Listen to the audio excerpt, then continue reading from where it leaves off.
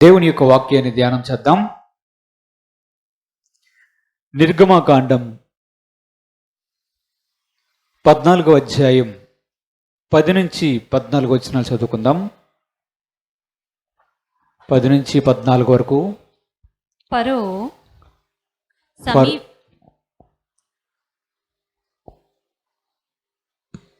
ఫరో సమీపించుచుండగా ఇశ్రాయేలీయులు కనులెత్తి ఐగుప్తీయులు తమ వెనుక వచ్చుట చూచి మిక్కిలి భయపడి యెహోవాకు మొరపెట్టిరి. అంతట వారు మోషేతో ఐగుప్తులో సమాధులు లేవని ఈ అరణ్యములో చచ్చుటకు మమ్మల్ని రప్పించితివా మమ్మను ఐగుప్తులో నుండి బయటకు రప్పించి మమ్మను ఇట్లు చేయనేలా మా జోలికి రావద్దు ఐగుప్తీయులకు దాసులము అగుదుమని ఐగుప్తులో మేము మీతో చెప్పిన మాట ఇదే కదా మేము ఈ అరణ్యమందు చచ్చుట కంటే ఐగుప్తీయులకు దాసులమగుటయే మేలని చెప్పిరి. అందుకు మోషే భయపడుకుడి, యెహోవా మీకు నేడు కలుగజేయు రక్షణను మీరు ఊరకే నిలిచియుండి చూడుడి.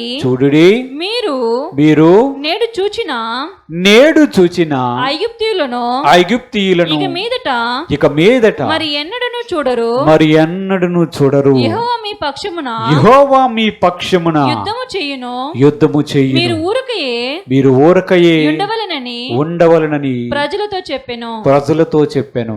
ప్రార్థన చేద్దాం. పరిశుద్ధుడైన తండ్రి, మహోన్నతుడైన దేవా, మీ పాదములకు వందనాలు, స్తుతులు, స్తోత్రం చెల్లిస్తున్నాం. దేవా, వాక్యమైన దేవా, మీరు మాతో మాట్లాడమని వేడుకొంచున్నాను. మా హృదయాలను తెరవండి ప్రభు. వాక్యములోని సత్యములను గ్రహించలాగన ప్రభు మాకు సహాయం దయచేయమని మా ప్రభువును రక్షకుడైన యేసుక్రీస్తు పరిశుద్ధ నామమున వేడుకొంచున్నాము తండ్రి. ఆమేన్. హల్లెలూయా.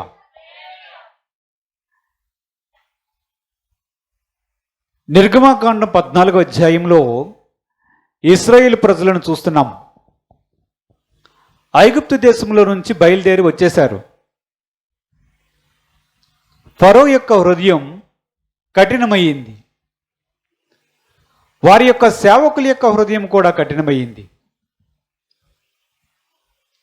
కఠినమైనట్టు తర్వాత వారు ఏం చేశారు? ఇశ్రాయేలీయులను ఎందుకు మనము అనవసరంగా విడిచిపెట్టేశాం? మనకు సేవ చేయడానికి ఇప్పుడు ఎవడూ లేరు, వారిని తీసుకొని వద్దాం అనుకున్నారు. అటువైపు ఇశ్రాయేలు ప్రజలను చూస్తే వెళ్ళిపోయారు. ఒక అరణ్య ప్రాంతము, సముద్ర తీరం దగ్గరికి చేరిపోయారు. వెనక్కి తిరిగి చూశారు. ఎవరు? ఇశ్రాయేలు ప్రజలు చూసినప్పుడు వెనక తరుముతున్నటువంటి ఫరో సైన్యాన్ని చూసి మోషేతో అంటున్నారు, మేము ఐగుప్తు దేశంలో ఉండేటప్పుడు మేము వారికి దాసులుగా ఉంటామని మేము చెప్పాం కదా, ఎందుకు మమ్మల్ని తీసుకుని వచ్చావు? మాకు ఐగుప్తు దేశంలో సమాధులు లేవని ఈ అరణ్యంలో ఇక్కడ చావడానికి మమ్మల్ని తీసుకుని వచ్చావా అని మోషే మీద శనిగారు. అందుకు మోషే ఏమని చెప్పాడు? భయపడవద్దు, యెహోవా నేడు మీకు కలగజేయు రక్షణను మీరు ఊరకనే నిలిచియుండి చూడుడి అన్నాడు. ఏం చేయాలి ఇశ్రాయేలు ప్రజలు? ఎలాగవుతుంది? ఊరకనే నిలిచియుండి చూస్తే వెనక తరుముతున్నటువంటి ఫరో సైన్యం వదిలిపెడుతుందా? కానీ దేవుని సేవకుడు మోషే చెప్తున్నాడు, సైలెంట్గా ఉండండి రవై, ఊరకనే నిలిచియుండి దేవుడు చేసే కార్యాన్ని చూడండి అన్నాడు. నీకేం బాగా చెప్తున్నావు? వెనక వాళ్ళు వస్తున్నారు. ఇక్కడ అరణ్యం, ముందు సముద్రం. ఎక్కడికి వెళ్ళమంటావు? దేవుని యొక్క వాక్యం సెలవిస్తుంది. ఆ మాటను మోషే చెప్పాడా లేదా దేవుడు మోషే చేత పలికించాడా?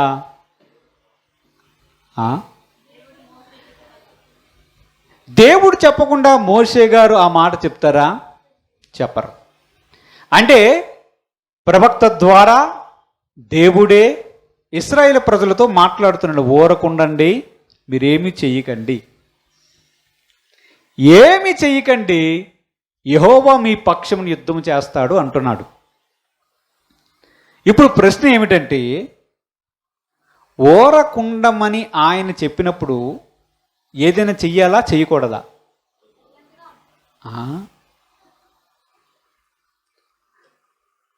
ఊరకనే ఉండండి అంటే ఏం చెయ్యాలి? ఆందోళన చెందకూడదు, వెనక్కి తిరిగి చూడకూడదు, అరణ్యం చూసి భయపడకూడదు, తోవలేదని సముద్రం వైపు అసలు చూడకూడదు. అంతే కదా?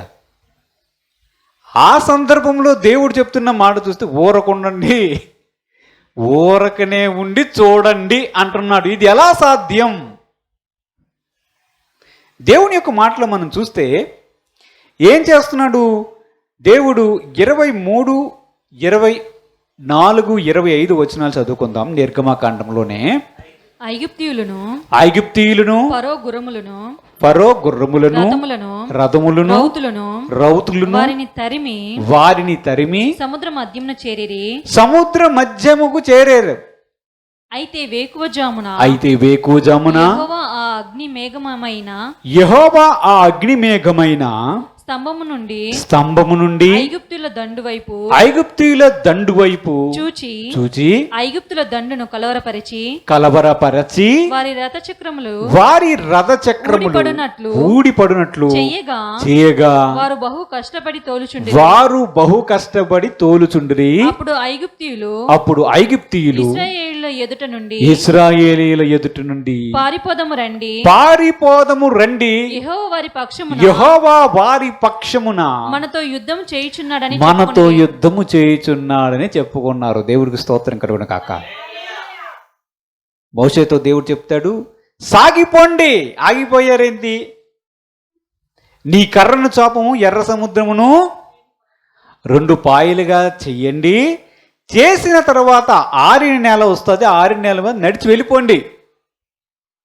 ఇది దేవుడిచ్చినటువంటి సూచన. వారు నడిచి వెళ్ళిపోతుంటే వారి ముందు వెళ్తున్నటువంటి దేవుని దూత మేఘస్తంభములోను రాత్రి అగ్నిస్తంభముగాను వారితో ఉన్నాడు. ఇప్పుడు ఇశ్రాయేలు ప్రజలు వెనక ఫరో సైన్యం వస్తునేటప్పుడు ముందు సముద్రం ఉంది. ఆ సముద్రం యొక్క నీరు గోడవలే అటు ఇటు నిలబడితే ఆరిన నేల మధ్యలో ఇశ్రాయేలు ప్రజలు నడుచుకుంటూ వెళ్తున్నారు. ఇప్పుడు ఈ టైం ఏంటి?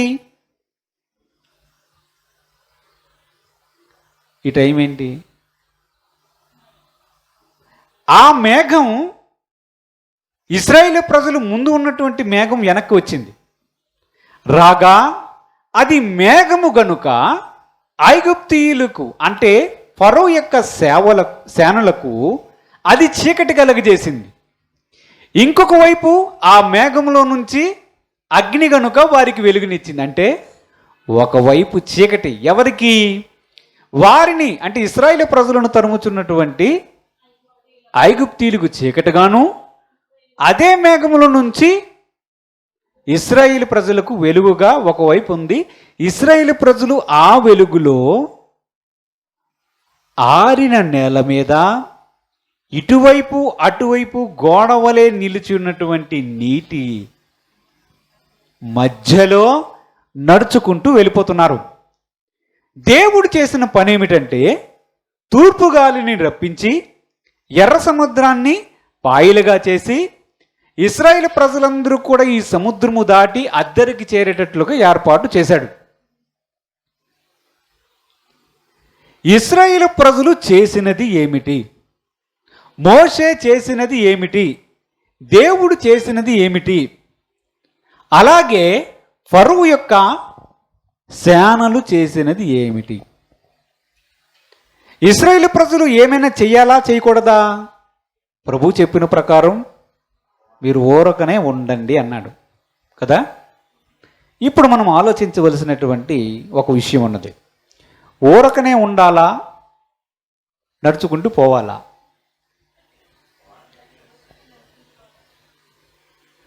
ఊరకనే ఉండమని చెప్పినటువంటి ప్రభువు మోషేతో మరలా ఎందుకు చెప్పాలి? బయలుదేరండి, సముద్రం మధ్య నుంచి 6 నేల మధ్య నుంచి వెళ్ళిపోండి అని ఎందుకు చెప్పాలి? ఇదే మనం ఇక్కడ ఆలోచించవలసినటువంటి విషయం. దేవుడు ఊరకనే ఉండమన్నప్పుడు ఏమి చేయకుండా అందరూ మటమేసి హల్లెలూయా స్తుతి మహిమని పాట పాడాలి. అంతేనా? అంటే ఊరకనే ఉండమంటే ఏంటి అర్థం? ఏమి చేయకూడదనా? ఏమి చేయకూడదనా? ఏదైనా చెయ్యాలన్నా? అసలు దేవుని యొక్క ఉద్దేశం ఏమిటి? ఊరకనే ఉండండి అంటే ఆయన ఉద్దేశం ఏమిటి? ఏ ప్రయత్నము చేయకుండా అలాగే ఉండండి అనే అర్థం ఎక్కడైనా వస్తుందా?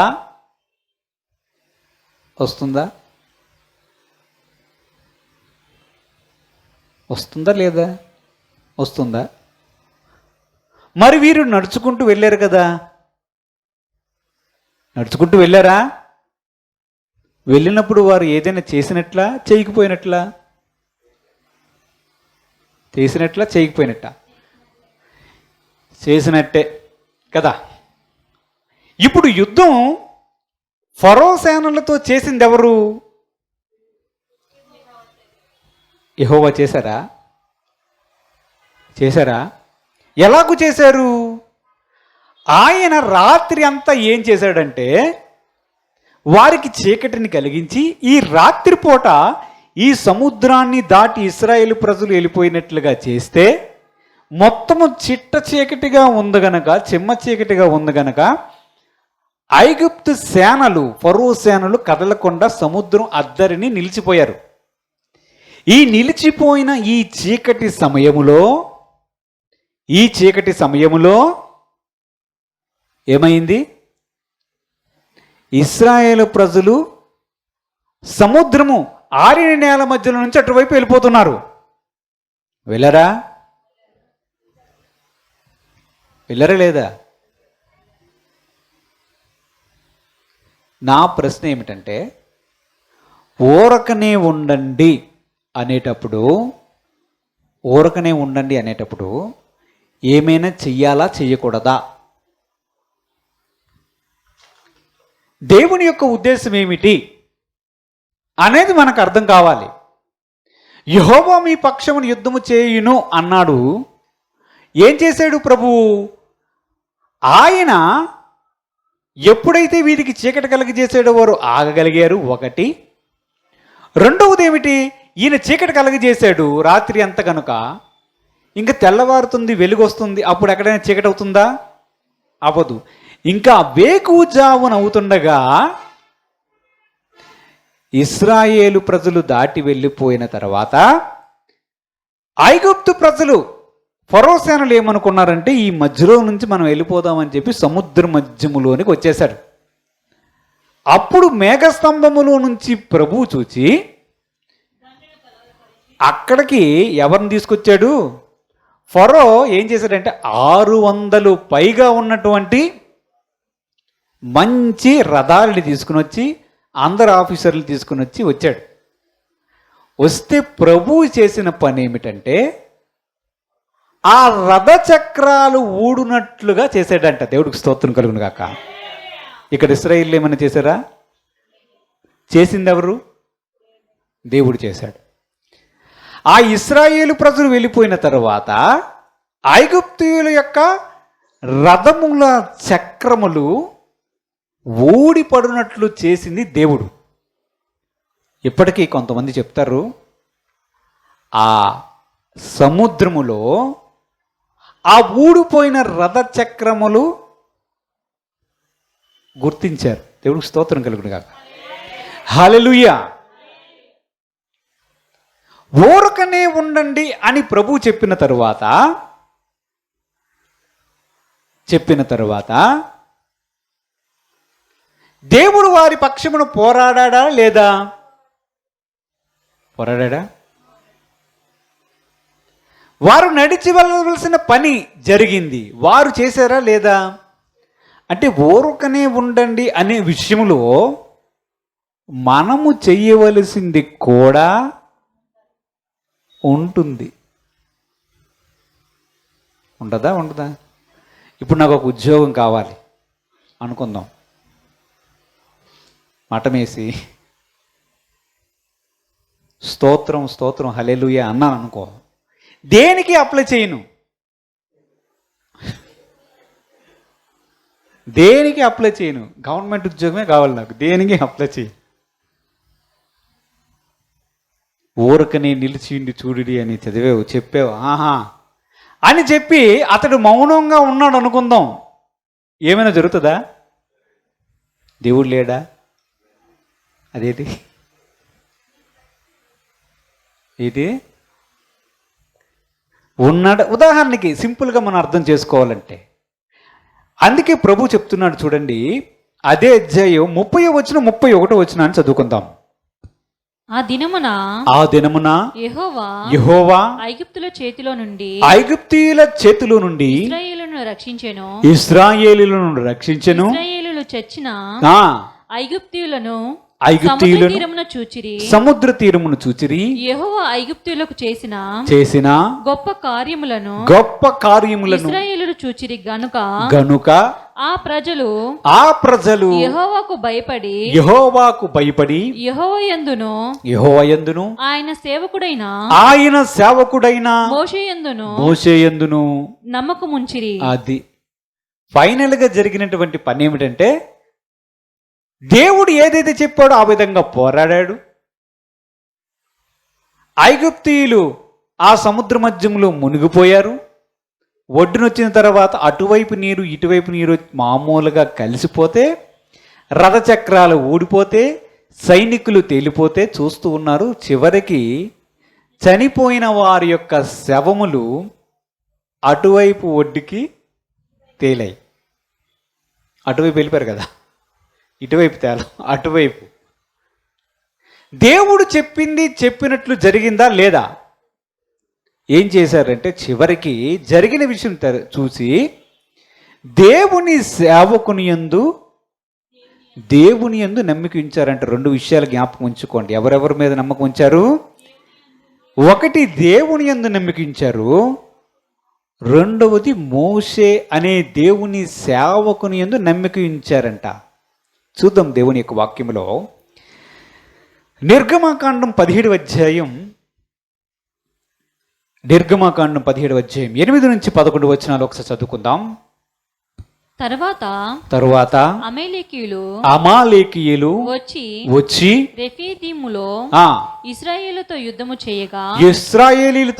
చేయగా మోషే యెహోషువతో మన కొరకు మనుషులను ఏర్పరిచి వారిని తీసుకొని బయలు వెళ్ళి అమాలేకీయులతో యుద్ధము చెయ్యము. రేపు నేను దేవుని కర్రను చేత పట్టుకొని కొండ శిఖరము మీద నిలిచిదనెను. అది చదవండి. యెహోషువ మోషే తనతో చెప్పినట్లు చేసి అమాలేకీయులతో యుద్ధమాడెను. మోషే అహరోను హూరు అనువారు ఆ కొండ శిఖరం ఎక్కిరి. మోషే తన చెయ్యి పైకెత్తినప్పుడు ఇశ్రాయేలీయులు గెలిచిరి. మోషే తన చెయ్యి దింపినప్పుడు అమాలేకీయులు గెలిచిరి. మోషే చేతులు బరువెక్కగా వారు ఒక రాయి తీసుకుని వచ్చి అతడు దాని మీద కూర్చుండటకై దాన్ని వేసిరి. చాలు. ఇది ఇంకొక సందర్భం. దేవుడు స్తోత్రం చెల్లిద్దాం. హల్లెలూయా. ఇది ఇంకొక సందర్భం. ఇప్పుడు అమాలేకీయులు అనే ప్రజలతో యుద్ధం జరుగుతుంది. యుద్ధం జరుగుతునేటప్పుడు మోషే చెప్పాడు, యెహోషువ కొంతమంది మనుషులు తీసుకుని వెళ్ళి అమాలేకీయులతో యుద్ధం చెయ్యు అని చెప్పాడు. మోషే చెప్పిన ప్రకారం యెహోషువ గారు వెళ్ళారు, అమాలేకీయులతో యుద్ధం చేస్తున్నారు. యుద్ధము చేస్తున్నప్పుడు ఎదురుగా ఉన్న కొండ మీదకి ఎక్కి ఎవరెక్కారు? మోషే ఎక్కాడు. మోషేతో పాటు హోరు, అహరోన్ అని ఇంకొక ఇద్దరు వ్యక్తులు కూడా ఎక్కారు. మోషే గారు తన కర్రలో పట్టుకొని ఉన్నారు, చేతులు రెండు కూడా పైకి ఎత్తి పట్టుకొని ఉన్నారు. జరుగుతున్న సిచ్యువేషన్ని మనం ఆలోచన చేయాలి. మోషే చేతులు ఎత్తినప్పుడు అల్లా ఎవరు గెలిచారు? ఇశ్రాయేలు ప్రజలు గెలుస్తున్నారు. మోషేకి కొంచెం చేతులు నొప్పి పెట్టి కిందకి దించితే అమాలేకులు గెలుస్తున్నారు. ఇప్పుడు నాకు ప్రశ్నకి సమాధానం కావాలి. యెహోషువతో యుద్ధానికి వెళ్ళమని చెప్పింది ఎవరు? ఎవరు వెళ్ళమన్నారు? మోషే వెళ్ళమన్నారు. దేవుడు చెప్పిందే కదా. యుద్ధానికి వెళ్ళమన్నప్పుడు యుద్ధము చేయడం వల్ల గెలుస్తారా, చేతులు ఎత్తడం వల్ల గెలుస్తారా?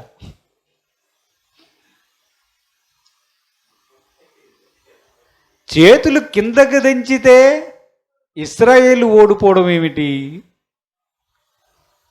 నిజానికి ఊరకుండి అందరూ కత్తుల్లా పట్టుకొని ఇలా నిలబడాలి, అవతల వాళ్ళు ఓడిపోవాలి. కానీ ఇక్కడ మనం గమనించి చూస్తే యుద్ధం ఒకవైపు జరుగుతూ ఉంది, చేతులెత్తడం కూడా జరుగుతుంది. చేతులు కిందకి దించితే ఓడిపోతున్నారు. అంటే యుద్ధంలో గెలవడానికి యెహోషువ నాయకత్వంలో కత్తులు సహకరించాయా, మోషే యొక్క చేతులు సహకరించాయా? చేతులు సహకరిస్తే కత్తులు పనిచేయలేదనే కదా. అప్పుడు కత్తులు ఎందుకు పట్టుకెళ్ళాలి? అసలు యుద్ధంలోనికి ఎందుకు వెళ్ళాలి? అంతే కదా. మనము జాగ్రత్తగా ఆలోచన చేస్తే ఒక విషయం అర్థమవుతుంది. వీరి ప్రయత్నము కలిసింది, దేవుని యొక్క సహకారం కూడా కలిసింది. అంతేనా? అంటే ఊరకనే ఉండండి అంటే ఏమీ చేయకుండా ఉండండి అని కాదు.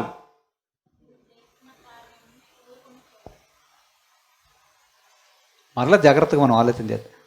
అంటే యుద్ధానికి వెళ్ళాలి, కానీ యుద్ధం యొక్క విజయం మాత్రం నీ వల్ల కలగదు. ఇది బాగుంది కదా. ఎలా అర్థం చేసుకోవాలి? యుద్ధానికి వెళ్ళాలి కత్తి పట్టుకొని, కానీ నీ కత్తి వల్ల గెలవబడ్డా. అంతే కదా. ఎగ్జామ్ వెళ్తాం, అక్కడ పెన్ను పెట్టి రాయి అంటే రాస్తుందా? దేవుని యొక్క వాక్యం మనకు స్పష్టంగా తెలియజేస్తుంది. ఊరకనే నిలిచియుండి చూడండి, యెహోవా యొక్క కార్యము చూడండి అంటే ఏ ప్రయత్నము చేయకుండా ఉండడం కాదు. కానీ నీ ప్రయత్నం వల్ల విజయం రాదు. చూడ్డానికి మనుషులు ఆడుతున్నట్టుగా చేస్తున్నట్టుగా కనిపిస్తుంది, కానీ వారి వల్ల కాదు కూడా. అది జరిపిస్తున్నది ప్రభువు, దానికి సహకారం అందిస్తుంది ప్రభువు. మోషే చేతులెత్తినప్పుడు దేవుని యొక్క సహాయము, మహిమ అక్కడ కనబడి యెహోషువ అమాలేకీయుల మీద యుద్ధం గెలవడం కనిపిస్తుంది. అప్పటి వరకు ఫైట్ రా. అంతవరకు వారికి ఏం తెలుసా? ఇశ్రాయేలు ప్రజలకి యుద్ధం ఏమి అభ్యాసం లేదు. ఇటుకలు మొయ్యడం, ఇటుకలు తయారు చేయడం, ఐగుప్తు దేశంలో పట్టణాలు కట్టడం, ఇదే వాళ్ళకి తెలిసిన డ్యూటీ. గడ్డి కోసుకొని రావడం, కాళ్ళతో తొక్కడం, ఇటుకలు తయారు చేసామా, బరువులు మోసామా, నగరాన్ని కట్టామా. ఆ 2 నగరాలని కట్టారు అంతే. ఇటువంటి వ్యక్తుల చేత, ఏమీ చేతకాని వ్యక్తుల చేత, యుద్ధ నైపుణ్యము లేని వ్యక్తుల చేత విజయం ఎలాగొస్తుంది? అదే దేవుని యొక్క మహిమ. పేతురు, యోహాను, యాకోబు, అపోస్తలులు చూడండి, వారందరూ ఏమైనా సరే బీటెక్క, ఎంటెక్క చదువుకున్నవారా? వారు విద్య లేని పామరులు. పేతురు గారు ప్రసంగిస్తే 3000 మంది ఒకేసారి మారు మనసు పొంది బాప్తిసం తీసుకున్నారు. ఎక్కడ? ఏ యూనివర్సిటీ? దేవుని యొక్క పని ఎలాగూ ఉంటుందంటే నిలబడాలి. కనీసం కర్రైనా చాపాలి కదా. నేను కర్ర కూడా చాపను, సముద్రమా 2 పాయలు కాబట్టి దానికి ఏమైనా అర్థం ఉందా? ఇంతకీ మోసే కర్రలోనుందా మహిమ? దేవునిలో ఉందా? ప్రతి విషయాన్ని మనకు అర్థం చేసుకుంటే ఏం కనిపిస్తుందంటే, మోసే కర్ర చాపు అంటే కర్రలో నుంచి ఇలాగ పవర్ ఇలాగ వచ్చి ఆ ఎర్ర సముద్రం 2 పాయలుగా విడిపోదు. కర్రలో లేదు. ఆ కర్ర ఉంటే ఈ పాటికి అమెజాన్లో కొనేసిండేవారు. కర్రలో లేదు. మోసే చెయ్యెత్తడంలో ఉందా? ఇదంతా చూస్తే మనకి ఏమర్థం అవుతుందంటే, ఇంకా దేవుని యొక్క వాక్యంలో చూస్తే మనకు అర్థమవుతుంది. 2వ దినవృత్తాంతముల గ్రంథం 20వ అధ్యాయం 10 నుంచి 12 వచనాలు చదువుకుందాం. ఇశ్రాయేలీయులు ఐగుప్తులో నుండి వచ్చినప్పుడు నీవు వారిని అమోనీయులతోనూ మోయాబీయులతోనూ శేయీరు మన్యపు వాసులతోనూ యుద్ధము చెయ్యనివ్వలేదు గనుక ఇశ్రాయేలీయులు వారిని నిర్మూలము చేయక వారి యొద్ద నుండి తొలగిపోయిరి. మేము స్వతంత్రించుకొనవలెనని నీవు మాకిచ్చిన నీ స్వాస్థ్యంలో నుండి మమ్మను తోలివేయుటకై వారు బయలుదేరి వచ్చి మాకు ఎట్టి ప్రత్యుపకారము చేసిరో దృష్టించుము. మా దేవా నీవు వారికి తీర్పు తీర్చవా? మా మీదికి వచ్చు ఈ గొప్ప సైన్యముతో యుద్ధము చేయుటకు మాకు శక్తి చాలదు. ఏమి చేయుటకునో మాకు తోచదు. నీవే మా దిక్కు అని ప్రార్థన. ఎవరు చేశారు ఈ ప్రార్థన? ఎవరు చేశారు? యెహోషువనా?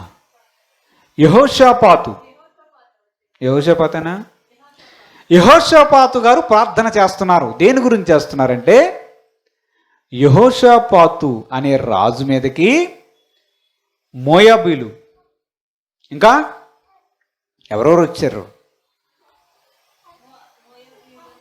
మోయాబీలు, అమ్మోనీయులు, శేయీరు మన్యపు వాసులు. జాగ్రత్తగా వినాలి. మోయాబీలు, అమ్మోనీయులు, శేయీరు మన్యవాసులు అంటే ఎవరు అనుకున్నారు?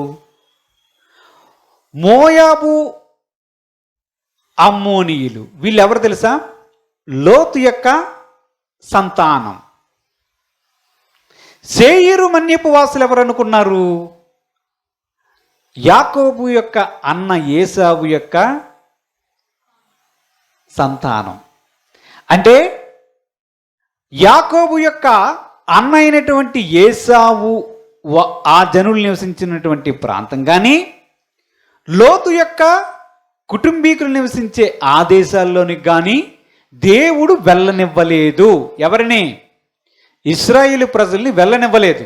ఎప్పుడు?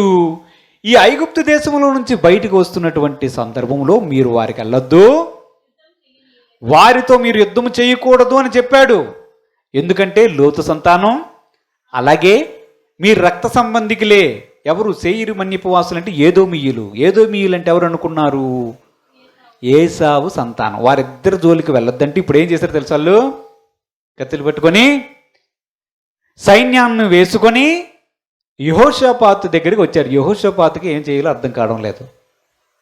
ఎవరికి స్తోత్రం. ఎందుకు? యెహోషాపాతుకి ఏం చేయాలో అర్థం కావట్లేదు. ప్రభువా, నీవు మమ్మల్ని ఐగుప్తు దేశంలో నుంచి తీసుకుని వచ్చినప్పుడు వారి జోలికి వెళ్ళొద్దు, వారికి ఆ దేశాన్ని ఇచ్చాను, ఆ ప్రజలను ముట్టుకోవద్దని నువ్వు చెప్పావు, మేము వారిని ఏమి చేయకుండా విడిచిపెట్టాము. కానీ ఈరోజు చూస్తుంటే వారు మేము వారికి చేసిన ప్రత్యుపకారాన్ని మరిచి ఇప్పుడు మా మీదకే వస్తున్నారు అయ్యా, నువ్వు చూస్తున్నావు కదా, నీవే దిక్కు మాకు అని ప్రార్థన చేస్తున్నాడు.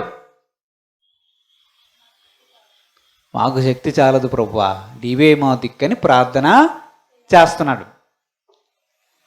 అప్పుడు ఏం జరిగింది చూస్తే 13 నుంచి 17 వచనాలు మనం చూస్తే, యూదా వారందరూ ఆ తమ శిశువులతోను భార్యలతోను పిల్లలతోను యెహోవా సన్నిధిని నిలబడిరి.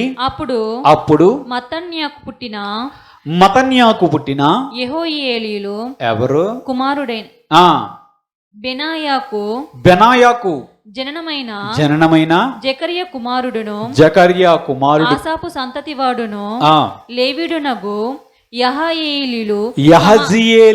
యహజీయేలు సమాజంలో ఉండెను. యెహోవా ఆత్మ అతని మీదికి రాగా అతడిలాగు ప్రకటించెను, యూదావారలారా, యెరూషలేము కాపురస్తులారా, యెహోషాపాతు రాజా మీరందరూను ఆలకించుడి.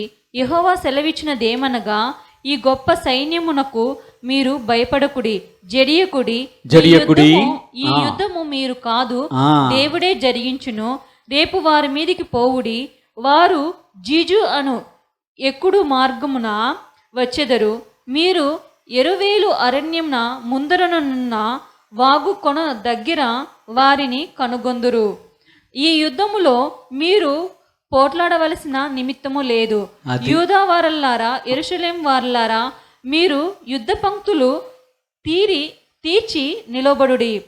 మీతో కూడనున్న యెహోవా దయచేయు రక్షణను మీరు చూచెదరు. భయపడకుడి, జడియకుడి. రేపు వారి మీదికి పోవుడి. యెహోవా మీతో కూడా ఉండును. ఏం చెప్తున్నాడు? అక్కడ ఒక వ్యక్తి ఉన్నాడు, అతని మీదకి దేవుని ఆత్మ వచ్చింది. అతని పేరేంటి? యహజియేలు. ఏం పేరు? యహజియేలు. కొంచెం దగ్గర యెహెజ్కేలు అన్న పేరులా కనిపిస్తుంది, కానీ యహజియేలు. ఈ వ్యక్తి కూడా అక్కడే ఉన్నాడు దేవుని మందిరం దగ్గర.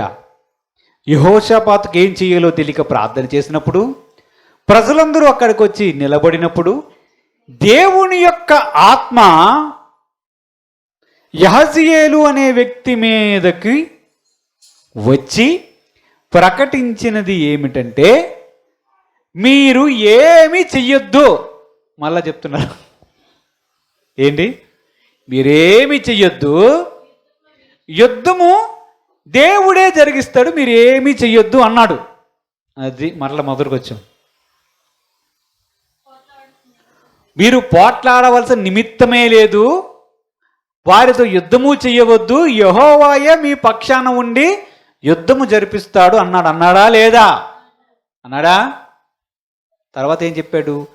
వారు జీజు అనే అరణ్య మార్గమున ఒక ఎక్కుడు మార్గం ఉంది, అక్కడికి వస్తారు, జాగ్రత్తగానే మీరు వెళ్ళి యుద్ధ పంక్తుల్లో నిలబడండి అంటున్నాడు. ఏంటి? చదవండి, 17వ వచనంలో ఏముంది కరెక్ట్గా? ఈ యుద్ధములో మీరు పోట్లాడవలసిన నిమిత్తము లేదు,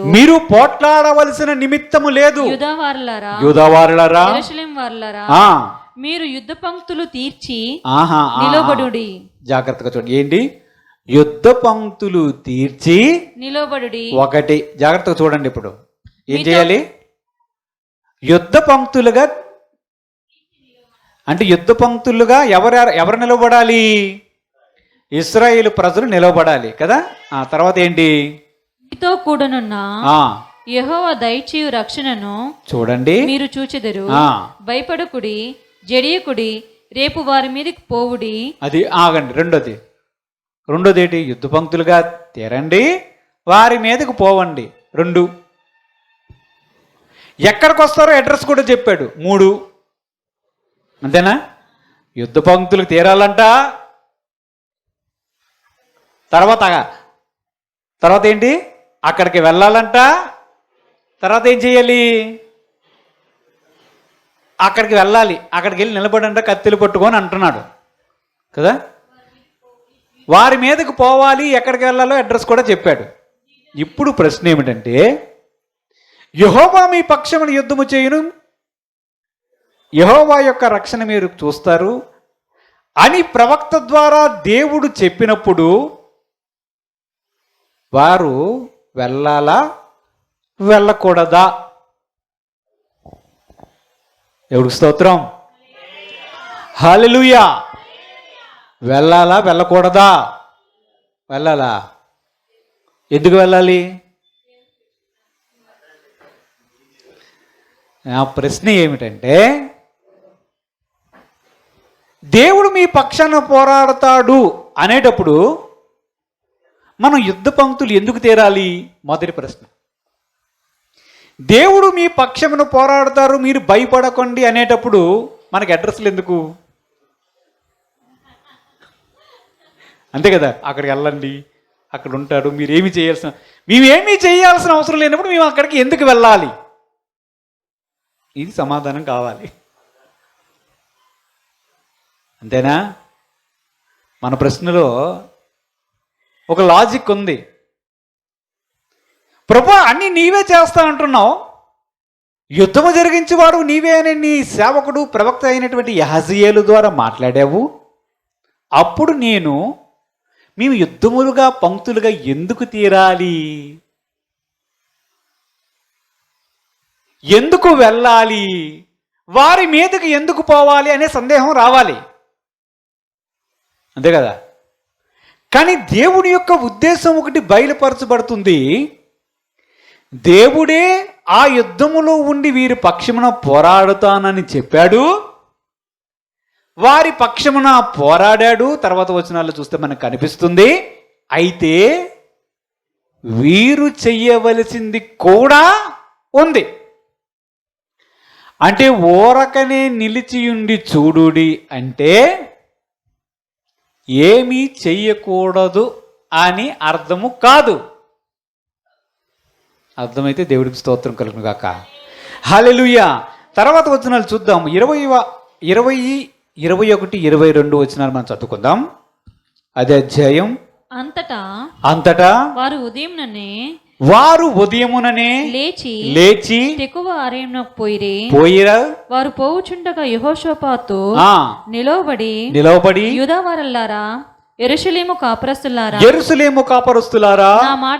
నా మాట వినుడి. మీ దేవుడైన యెహోవాను నమ్ముకొనుడి. అప్పుడు మీరు స్థిరపరచబడుదురు. ఆయన ప్రవక్తలను నమ్ముకొనుడి. అప్పుడు మీరు కృతజ్ఞతులగుదురని చెప్పెను. మరియు అతడు జనులను హెచ్చరించి చేసిన తర్వాత యెహోవాను స్తుతించుటకు గాయకులను ఏర్పరచి వారు పరిశుద్ధాలంకారములు ధరించిరి. సైన్యము ముందర నడుచుచు యెహోవా కృప నిరంతరముండును. ఆయనను స్తుతించుడి అని స్తోత్రము చేయుటకు వారిని నియమించెను. వారు పాడుటకును స్తుతించుటకును మొదలు పెట్టగా యెహోవా యుద్ధము వారి మీదికి వచ్చిన అమ్మోనీయులను మోయాబీలను శేయరు మన్యవాసులను మాటుగాండ్రను పెట్టెను. హతము చేయుటకు మాటుగాండ్రను పెట్టెను గనుక వారు హతులయ్యిరి. ఏం చేశాడు యెహోషాపాతు? ఇంకా చేశాడు. యాక్చువల్గా చెప్పింది ఏంటంటే, మీరు అక్కడికి వెళ్ళండి, అడ్రస్ చెప్పాడు, ఎక్కడికి వెళ్ళాలో చెప్పాడు, యుద్ధ పంక్తులుగా తేరడం చెప్పాడు. కానీ యెహోషాపాతు ఇంకొక విషయం చేశాడు. ఏంటంటే, పాటలు పాడే గాయకులను ఏర్పరచుకున్నాడంట. ఏంటి? పాటల బృందాన్ని ఏర్పరచుకొని నీ కృప నిత్యముండును అనే పాటని పాడుతూ ఉన్నారంట. ఇది జాగ్రత్తగా మనం గమనించాలి. పరిశుద్ధ అలంకృతములు ధరించుకున్న వారై ఉండి వారు పాడుతునేటప్పుడు దేవుడు ఏం చేశాడో తెలుసా? అప్పుడు మొదలుపెట్టాడంట యుద్ధం. అప్పుడు ఎలాగ పెట్టాడు? వచ్చిన 3 రకాల జనాలు ఉన్నారే, శేయరు మన్యపు వాసులు, మోయాబీయులు, అమ్మోనీయులు, వీరు మీదకి మాటుగాండ్రును ఎవరు పెట్టారు? దేవుడు పెట్టాడంట. ఇప్పుడు మన ప్రశ్న ఏమిటంటే, ఈ మాటుగాండ్రను పెట్టింది దేవుడైనప్పుడు అసలు ఎలాగ తెలిసి సిద్ధమవుతుంది? ఈ మాటుగాండ్రు వచ్చి మొదట ఒకరిని వేస్తారు, ఒకరిని చంపుతారు. ఆ తర్వాత వారిలో వారి కలవరం పుట్టి వాడిని వీడిని వాడు పొడుచుకొని చచ్చిపోతారు. అది యుద్ధం, సింపుల్గా చెప్పాలంటే. ఇప్పుడు ప్రశ్న ఏమిటంటే, ఈ యుద్ధములో యెహోషాపాతు అనే రాజు ఏమైనా చేశాడా? ఏం చేయలేదా? స్తుతిగానమే చేసేదా. పాట పాడుకున్నాడు, పాటలు పాడిన వాళ్ళని పెట్టుకున్నాడు. చూడండి ఎలాంటి ఏర్పాట్లు. అటువైపు ఏమో సమస్య పెద్దది, యుద్ధం ఎక్కువ. ముందేమో ఏడ్చి నాకు దిక్కు తెలియదు ప్రభా నీవే దిక్కు అని పాడినాడు. ప్రార్థన చేసిన వాడు ఎటువంటి ఏర్పాట్లు చేయాలి? అరే కొంచెం ఎక్సర్సైజ్ చేయండి, గుడ్లు తినండి, యుద్ధానికి సిద్ధం కండి, తెల్లారలగండి, అలారం పెట్టండి అనాలి. అవేమీ చెప్పకుండా ఆయన చెప్పుతున్నటువంటి సూచన ఇక్కడ చాలా ప్రాముఖ్యమైనది. ఆయన చెప్తుంది ఏంటంటే, ప్రజలారా మీరు మీ దేవుడైన యెహోవాను నమ్ముకొనండి. ఒకటి. రెండవది, ఆయన ప్రవక్తలను నమ్మండి అని చెప్పి, ఈ రెండు విషయాలు చెప్పి పాటలు పాడడానికి మొదలుపెట్టాడు.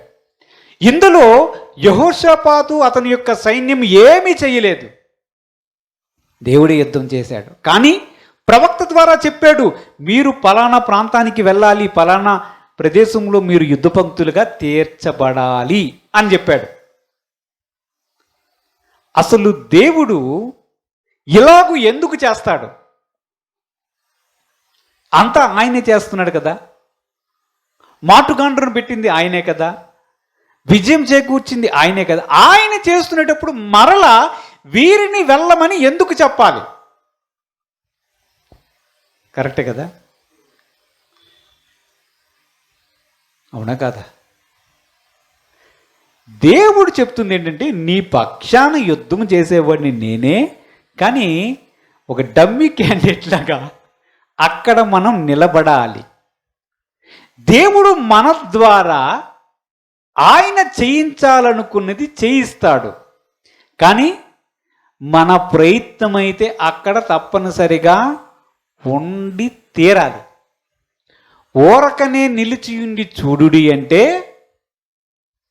మన ప్రయత్నము లేదని కాదు.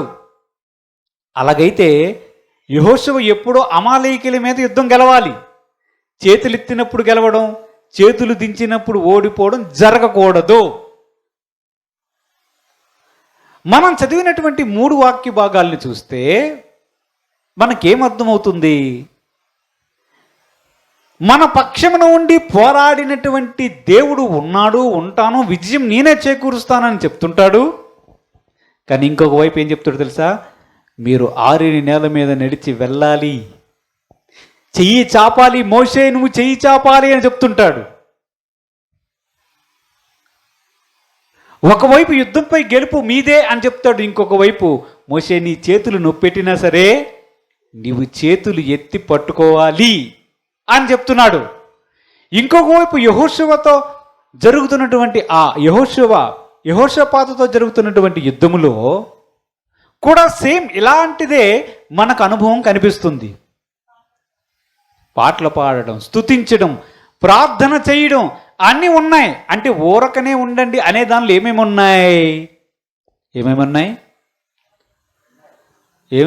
ఊరకనే ఉండండి అంటే ఏమున్నాయి? ప్రయత్నం ఉంది, ప్రార్థన ఉంది, స్తుతించడం ఉన్నది, దేవుని సహాయం కోరుకోవడం ఉంది, దేవుడే కార్యం చేయడం ఉంది. కానీ ఇవన్నీ చేయవలసినటువంటి పని కూడా ఉంది. ఆయన వాక్యములో మనం చూస్తే మనకు ఒక విషయం స్పష్టంగా అర్థమవుతుంది. మొదటి భాగం చూసాము, నిర్గమకాండం 14వ అధ్యాయంలో మనము ఒక భాగాన్ని చూసాం, 30-31 వచనంలో. అక్కడ ఏముంది?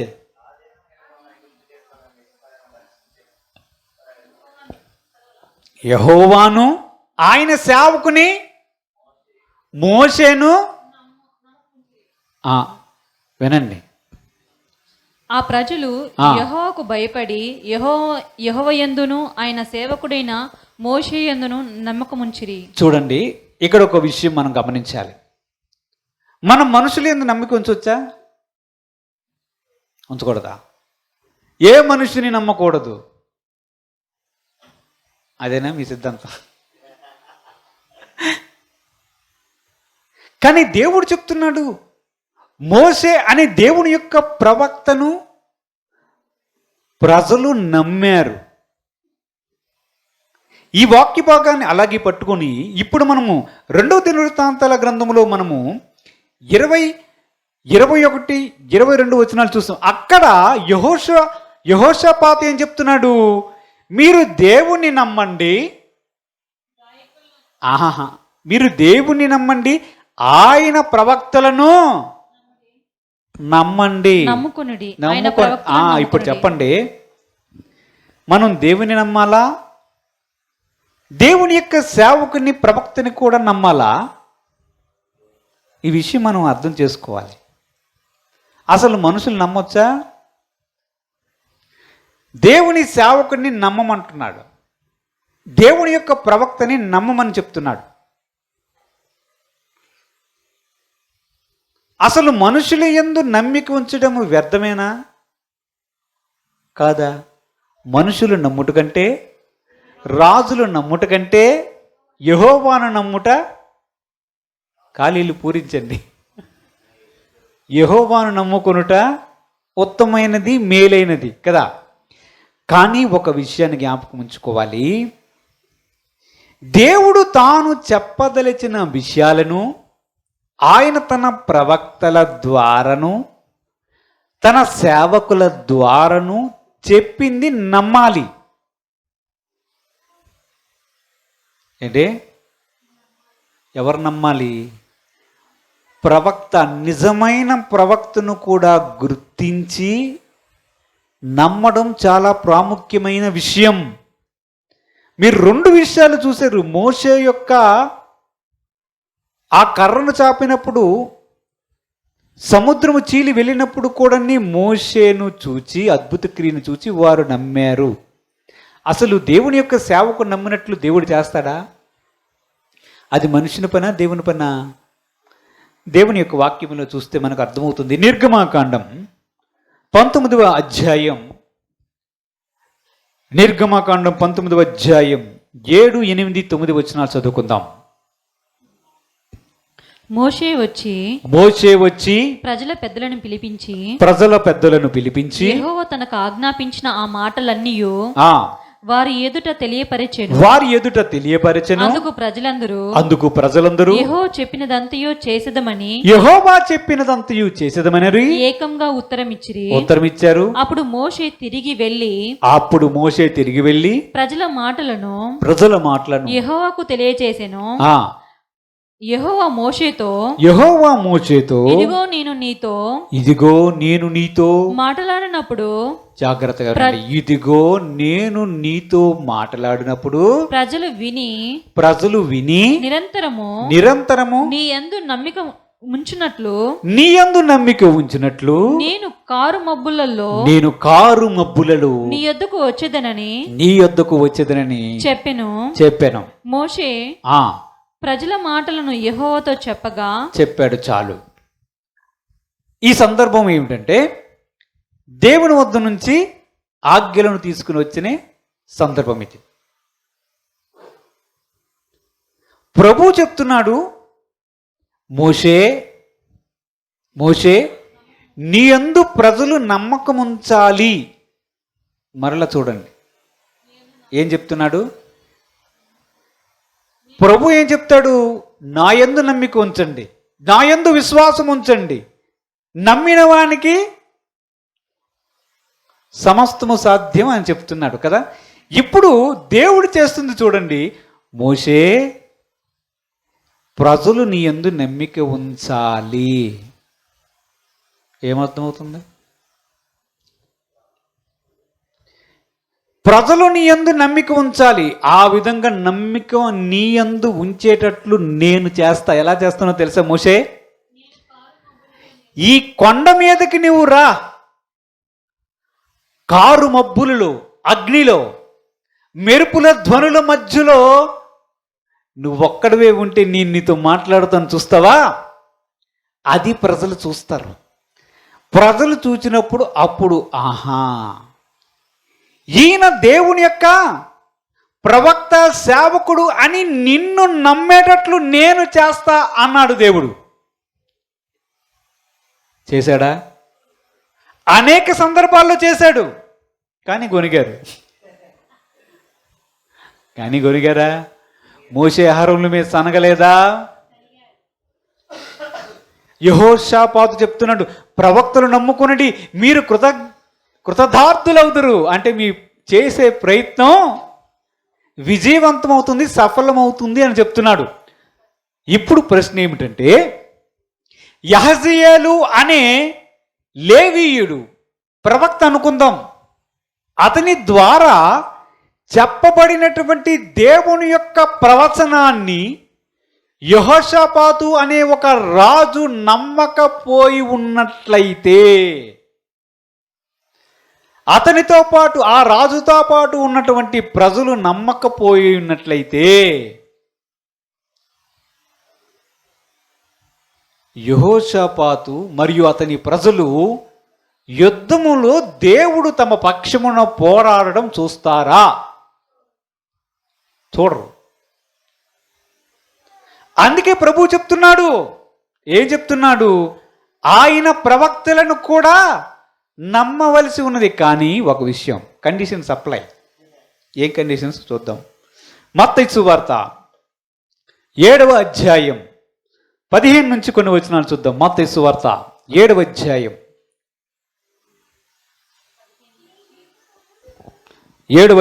15 నుంచి 20 వచనాలు త్వరగా. అబద్ధ ప్రవక్తలను గూర్చి జాగ్రత్త పడుడి.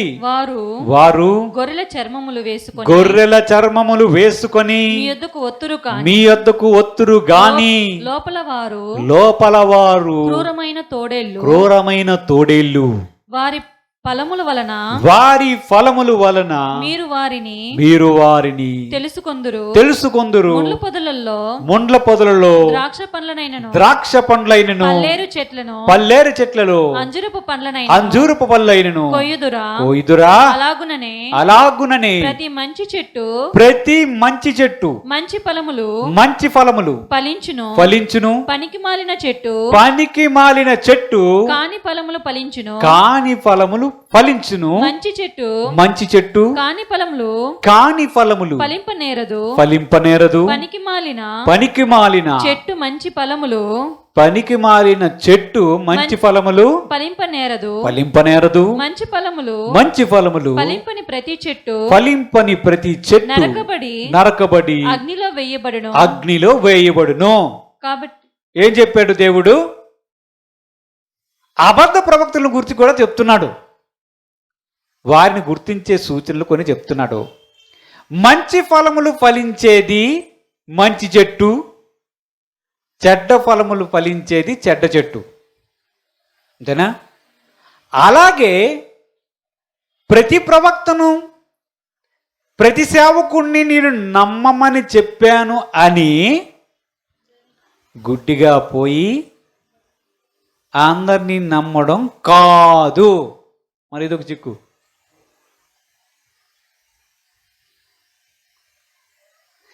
వారి యొక్క ఫలములను బట్టి వారిని మీరు గుర్తించే స్థితిలో ఉండాలి. అంతేగాని వాడు చెప్పింది నమ్మితే ఇద్దరు గుడ్డివాడికి తోవ చూపితే ఇద్దరు గుంటలోనే పడుదురు. దేవుని యొక్క వాక్యంలో చూద్దాం. మొదటి యోహాను 4వ అధ్యాయం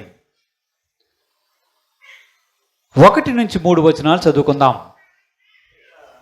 ప్రియులారా అనేకులైన అబద్ధ ప్రవక్తలు లోకములోనికి బయలువెళ్ళి ఉన్నారు గనుక ప్రతి ఆత్మను నమ్మక ఆయా ఆత్మలు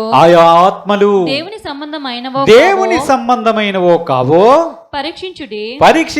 యేసుక్రీస్తు శరీరధారి అయి వచ్చినని ఏ ఆత్మ ఒప్పు అది కొనునో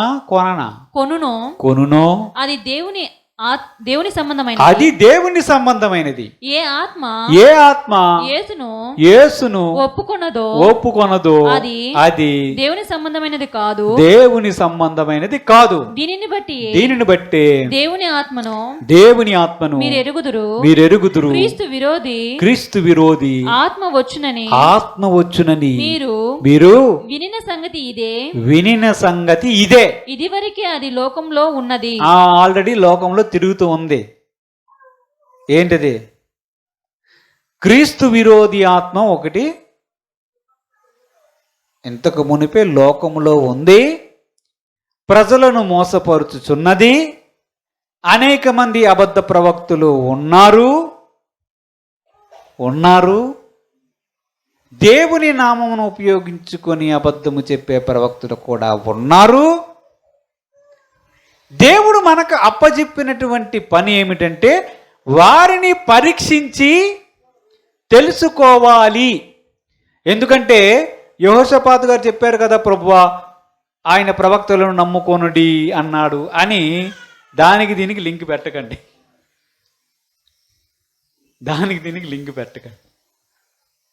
మోషే మీద నమ్మకం ఉంచినట్లు కారు మేఘముతోనూ మబ్బుల్లో నేను మాట్లాడుతాను, నీ యందు నిరంతరమైన నమ్మిక ఉంచినట్లు చేస్తానని చెప్పాడు.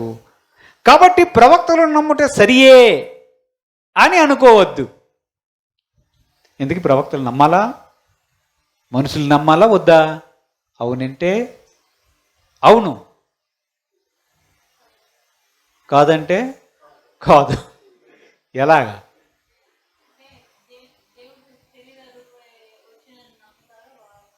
కొంతమంది ప్రవక్తలు ఉంటారు, యేసు ప్రభువు వారిని అసలు శరీరధారి వచ్చాడనే నమ్మరు. అసలు యేసు ప్రభు వారు సిలువ మీద చనిపోలేదని అంటారు. ఇంకా రకరకాల మనుషుల్లో పుట్టినటువంటి ప్రతి ఆలోచన వారికి సిద్ధాంతమైనది, కానీ దేవుని యొక్క వాక్యం వారికి సిద్ధాంతం కాలేదు. వారు చెప్పిన దానిని బట్టి, వారు దేవుణ్ణి వెంబడిస్తున్న దాన్ని బట్టి, వారి ఫలములను బట్టి వారు దేవుని ప్రవక్తలా, దేవుని సేవకులా, దేవుడు వారి ద్వారా మాట్లాడుతున్నాడా, నేను దీనిని నమ్మవచ్చా లేదా నిర్ధారించుకునే పని కూడా మనకే పెట్టాడు. మోషే యందు నమ్మిక ఉంచారు. మోషే ద్వారా దేవుడు వారు ఊరకనే ఉంటే అద్భుత క్రియను చేయించాడు. యెహోషాపాతుకు యహజీయేలు అనే ప్రవక్త ద్వారా మాట్లాడించాడు. ఆ మాటలు విన్నటువంటి యెహోషాపాతు కూడా గొప్ప విజయాన్ని చూశాడు. అయితే దేవుడు ఒక హెచ్చరిక కూడా చూస్తున్నాడు. ప్రవక్తల ఆత్మలని పరిశీలన చేసి నమ్మడము కూడా ముఖ్యమైనదే. ఇంతకీ ఊరకనే ఉండండి అంటే ఏమీ చేయకుండా ఉండడం కాదు. మన ప్రయత్నము కూడా ఉంటుంది, ప్రార్థన ఉంటుంది. యెహోషాపాతు ఏర్పాటు చేసినట్లు అవసరమైతే స్తుతిగానము ఉంటుంది. యహజీయేలు అనే ప్రవక్త ద్వారా చెప్పినట్లు అవసరమైతే యుద్ధ స్థలానికి కూడా వెళ్ళాలి. కానీ మనం యుద్ధం చెయ్యం. దేవుడు చెప్పినట్లు చేయవలసి ఉంటుంది, కానీ దేవుడు చేస్తాడు. ఈ విషయం అర్థమైతే దేవునికి మహిమ కలుగును గాక. దేవుడు తన పరిశుద్ధ వాక్యం దీవించుగాక. ప్రార్థన చేద్దాం. పరిశుద్ధుడైన తండ్రి, మహోన్నతుడైన దేవా, మేము ఓర్కని నిలిచిండి చూస్తే ప్రభు మా పక్షమున నిలబడి మా తరపున ప్రభు అద్భుత కార్యములు చేసే దేవుడు తండ్రి. కానీ మా తరపున మేము చేయవలసిన ప్రార్థనలు, మా స్తుతులు నీ సన్నిధికి చేరాలి ప్రభువా.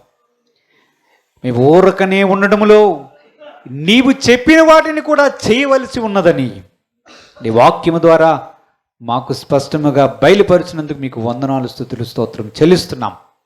ఈ వాక్యం మా హృదయం అనే పలక మీద వేరే వ్రాసి దాన్ని ఫలింపజేయమని మా ప్రభువును రక్షకుడైన యేసుక్రీస్తు పరిశుద్ధ నామమున అడిగి వేడుకొనుచున్నాము తండ్రి.